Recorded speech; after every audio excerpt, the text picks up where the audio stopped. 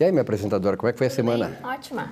Novembro Azul, tu viesse bem direitinho. Em homenagem ao Novembro Azul. Só não coloquei um bigode, mas estou de azul. Minha parte eu fiz. Tá certo. Bom, nós temos um convidado especial, o nosso coach também, dessa semana. Exatamente. Thales Soares veio, então, da área de tecnologia, então, gestor de projetos na área de TI, palestrante e, recentemente, também coach de vida e profissão pela Sociedade Gaúcha de Coaching. Então, conta para nós, assim, de que forma tu chegou até o coaching e aí depois também de que maneira isso ajudou na tua profissão. Primeiramente, obrigado pelo convite, obrigado pela participação aqui, por poder participar, explicar um pouquinho mais da área de coach, da área de projetos. Bom, como é que eu conheci o coach, né? Vem de um tempo já que foi me falado sobre o coach, sobre o desenvolvimento humano. E a área de tecnologia, principalmente a área de projetos, é uma área muito carente da área de desenvolvimento humano. Fiz a minha formação com o Ronald na Sociedade Gaúcha de Coaching e fui desenvolvendo, aplicando as técnicas de coach dentro da empresa onde eu estou trabalhando hoje e dentro dos projetos que eu estava gerenciando. O que despertou maior o interesse do coach e principalmente do coach para projetos? Teve uma entrevista que foi feita com o Gesiel aqui, que eu vi, e ele falou justamente do coaching para projetos, que ele usava algumas técnicas. Gesiel Dias, que já esteve aqui conosco. Isso mesmo. E o que acabou acontecendo? Cara, esse é o gatilho que eu estou precisando. Né? O que foi feito o vínculo? Foi feito o vínculo, então, das técnicas de coaching dentro da área de projetos, dentro das técnicas que nós já utilizamos, aplicando técnicas de coaching também. Como é que funciona normalmente a caminhada de um gerente de projeto na área de tecnologia? Ele começa lá como um técnico de suporte, um técnico N1, o técnico que vai dar suporte a microcomputadores, passa depois a um analista mais técnico, um analista N2, chega de repente a algum cargo de liderança e aí a algum cargo de gestão de projetos. Algumas vezes ele vai até o cargo de gestão de projetos quase que direto. Como ele tem um skill muito técnico, na hora que ele passa ao gerente de projeto, ele tem que desenvolver outras coisas. Primeiro, ele tem que ter autonomia, porque não vai ter mais o chamado lá para fazer, não vai ter alguém dizendo o que fazer e, principalmente, ele vai ter que planejar e organizar a gestão de várias pessoas ao mesmo tempo. Muitas vezes com equipes que integra desenvolvimento, integra suporte técnico e outras coisas mais. O gap que fica nisso ainda acaba sendo fortalecido pelas escolas de formação e gestão de projetos, que fazem o papel delas. Elas preparam para provas de certificação, que são a prova PMP, que é a certificação internacionalmente reconhecida, e acabam fazendo. Então, tu tem alunos perfeitos que sabem sair fazendo ótimos cronogramas, plano de riscos maravilhosos, mas na hora de motivar, liderar a equipe, integrar, fazer uma comunicação, entender melhor o perfil de cada um, acaba tendo essas falhas. Isso acaba não sendo desenvolvido nas próprias faculdades, acaba não tendo esse desenvolvimento. Dentro de uma faculdade de tecnologia, tu tem várias cadeiras de análise de sistemas, tu acaba tendo várias cadeiras onde tu aprende muito sobre arquitetura e pouco sobre como tocar o coração de cada um e motivar. Como fazer as pessoas trabalharem, porque no momento em que a pessoa chega a um cargo de gestão, ela deixa de dar resultado somente através do papel dela. Então, acaba a visão do trabalho individualista, individualizado, digamos assim. E ela precisa dar resultado através das outras pessoas, né? E isso que tu está trazendo, Thales, vem bem ao encontro de uma conversa que eu tive essa semana com uma psicóloga de uma empresa também grande de tecnologia aqui de Porto Alegre, que inclusive ela trouxe que eles vêm trabalhando coaching de equipes para conseguir sensibilizar as pessoas rumo ao alcance dos melhores desempenhos no projeto do cliente.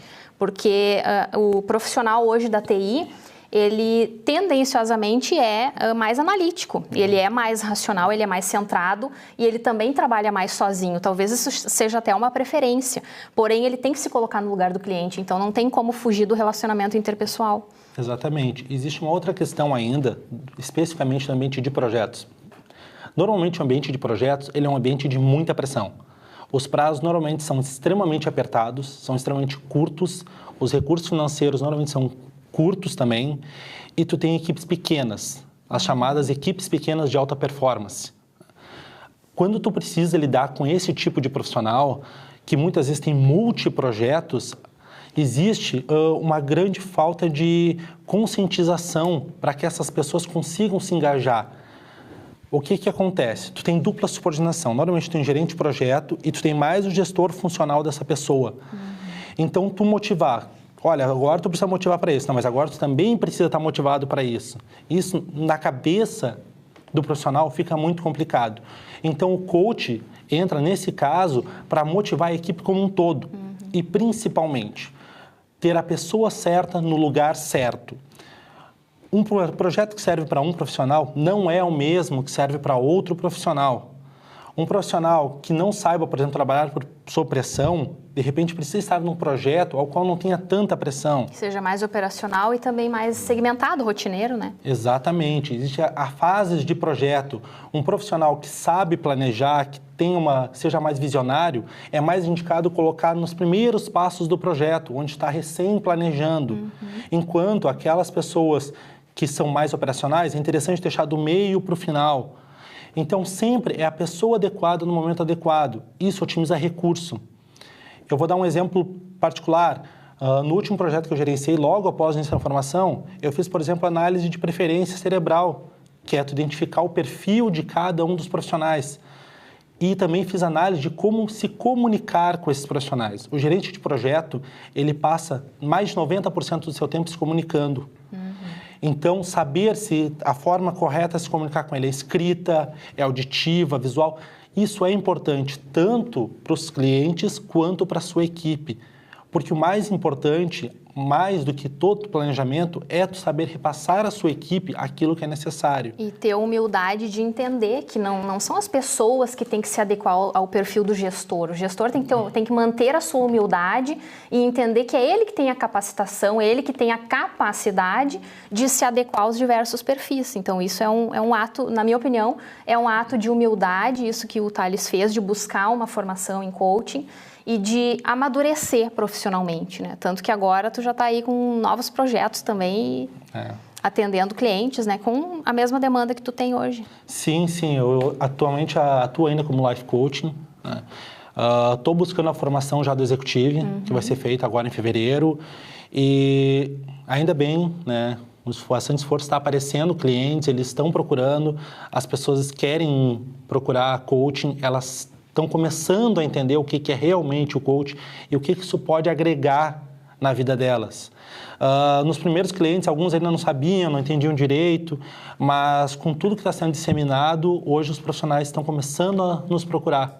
Que bom, né, Lili? É um movimento que a gente está percebendo também de final de ano agora, das pessoas fazendo essas buscas para se aperfeiçoar e entrar 2016 aí, então, completamente preparados para os desafios que esse novo ano nos apresentará, com certeza. Exatamente. E qual é o teu contato, Thales, para o telespectador?